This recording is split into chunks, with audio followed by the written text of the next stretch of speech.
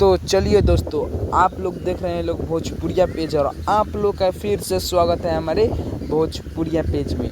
तो दोस्तों हम बता दें कि टुनटुन यादव का न्यू सॉन्ग का पोस्टर आ गया। तो दोस्तों अगर आपको टुनटुन यादव का न्यू सॉन्ग का पोस्टर के बारे में अपडेट जानना है तो अगर दोस्तों हमारे चैनल में नए हैं तो चैनल को सब्सक्राइब कर लें, क्योंकि भोजपुरी इंडस्ट्री का हर खबर सबसे पहले आपको भोजपुरिया पेज में देखने को मिलेगा। तो दोस्तों बात करें अपडेट का, तो दोस्तों अपडेट यही है कि हमारे टुनटुन यादव जी का न्यू सॉन्ग का पोस्टर आ गया है, जिस सॉन्ग का नाम है कनिया VS नचनिया।